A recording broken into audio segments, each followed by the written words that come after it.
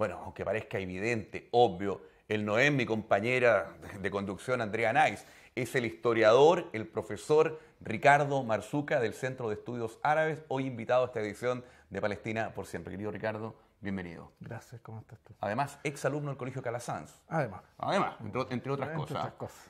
Sí. Te invitamos, querido Ricardo, un poco para hablar del mundo árabe, que en el inconsciente colectivo de una gran mayoría de personas está como todo en el mismo saco, ¿no es cierto? Okay. Al mundo árabe se le ve como siempre en conflicto, como mujeres tapadas, incluso algunos como terroristas, como atrasados. ¿Y qué pasa con esa imagen? ¿Tú te haces parte de eso, Ricardo? Esa es una imagen, es un estereotipo que se ha construido indudablemente a partir de lo que el gran intelectual palestino Edward Said llama orientalismo, es decir, un discurso que supone que el mundo se divide entre Oriente y Occidente y que esa división hace que los unos y los otros tengan ciertas características esenciales. Jugando al ping-pong, los occidentales serían racionales, amantes de la paz, democráticos, tolerantes, y, ¿no es cierto?, los orientales, y específicamente los árabes y los musulmanes, ¿no es cierto?, el mundo árabe islámico serían intolerantes, fanáticos, terroristas, violentos, etc. Entonces, es un estereotipo, es una representación, un imaginario que se ha construido a partir de un discurso en el mundo occidental y que de alguna manera es un discurso que apunta,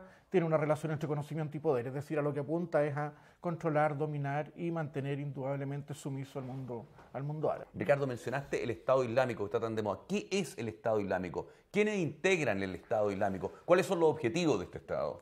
Bueno, es un movimiento surgido de lo que comentábamos recién, es un movimiento surgido de el desdibujamiento de los estados, fundamentalmente Siria e Irak, en el contexto de lo que estábamos comentando. Es una suerte de radicalización de movimientos escindidos de Al-Qaeda, como el Frente al-Nusra y otros más que se habían instalado, digamos, en Siria y después en Irak con la presencia norteamericana y que finalmente en lo medular apuntan, digamos, a tratar de generar una suerte de califato, una suerte de volver a un momento pristino, ideal, donde supuestamente la ley islámica gobernó. Pero es una radicalización, es un movimiento que más bien apunta a fundar una sociedad utópica y por lo tanto en ese sentido uno podría decir incluso son postmodernos porque pretenden crear una suerte de utopía moderna. Digamos, ¿cómo se financian dentro de lo que se sabe? Dentro de lo que se sabe, tráfico de armas, tráfico de petróleo, de los ¿no es cierto?, venta ilegal de petróleo, los espacios donde han logrado tomar fundamentalmente en Irak algunos pozos petroleros, Ya, ¿y quiénes son las que personas? paradójicamente se lo compran los mismos europeos. Hace un tiempo atrás apareció la encargada de las relaciones internacionales de la Comunidad Europea pidiendo, entre comillas, sin dar a luz claramente quién eran los estados europeos que compraban ese petróleo, que no lo hicieron porque finalmente, paradójicamente, estaban financiando La plática para allá, la violencia en el Medio Oriente y un movimiento que indudablemente pretende expandirse, que por lo tanto puede generar una inestabilidad no solamente regional, sino que a nivel ya más extenso. Ricardo, uno ve en las imágenes de televisión a representantes del Estado Islámico asesinando personas. ¿Quiénes son esas personas que se muestran de repente en video? Asesinaron a tanto, degollaron a tanto, etcétera. ¿De dónde salen esas personas? ¿Cómo las capturan? Bueno, indudablemente que es fruto de la destrucción de las sociedades árabes, básicamente en Siria y en Irak, donde este movimiento se ha generado. Es gente que indudablemente ha vivido traumas tremendamente violentos, es gente que vive o que ha estado viviendo en la marginalidad, es gente que se ha decepcionado, que ya prácticamente no tiene nada que perder y finalmente es capturada, ¿no es cierto?, por este discurso utópico, entre comillas, supuestamente islámico, que de islámico obviamente no tiene nada, ¿no es cierto? Sabemos que el Islam básicamente es una cosmovisión y un conjunto de normas valóricas y éticas que pretenden guiar al hombre en sociedad para llegar a Dios, que prohíbe el uso de la violencia con personas inocentes, que solamente permite la famosa yihad, que es un esfuerzo por ser mejor persona, permite una yihad defensiva, es decir, cuando una comunidad es atacada, puede indudablemente en una guerra convencional defenderse, pero nada de lo que hemos visto relacionado con las prácticas de Estado Islámico es verdaderamente islámico.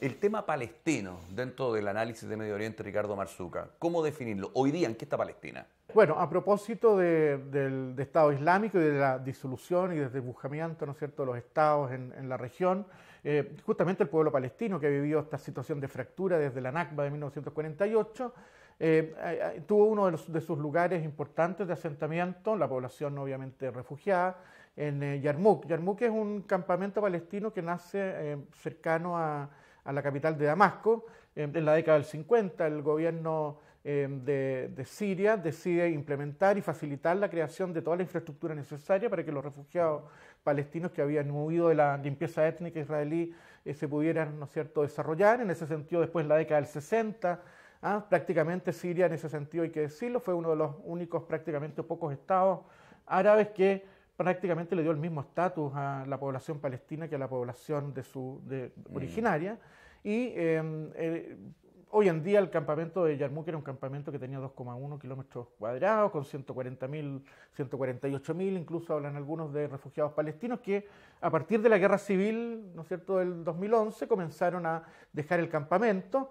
Hoy en día ese campamento, producto de la guerra civil, solamente está habitado por 18.000 personas que han quedado entre fuego, ¿no?, del ejército sirio, por un lado, originalmente a partir del 2012-2013. ¿Y las demás personas dónde están? Del ejército libre sirio, y después del Estado Islámico. Están en una situación que no tienen agua, que no tienen luz, que no tienen alimento. Me parece que no se le ha dado la importancia, ni los medios de comunicación internacionales le han dado la importancia que tiene la situación del campamento refugiado de Yarmouk, donde están muriendo y han muerto cientos de personas. Me parece que tiene que ver con parte de que la comunidad internacional y de alguna manera los medios de comunicación internacionales son cautivos del discurso israelí, que en algún momento Netanyahu trató de asociar, es que Hamas es lo mismo que Estado Islámico, es lo mismo que Boko Haram. Es decir, se trata de asociar al pueblo palestino con terrorismo islámico y de alguna manera tergiversar y desviar la atención. Entonces, no se ha querido informar de que los resistentes palestinos de Yarmouk se han enfrentado y han combatido contra el Estado Islámico.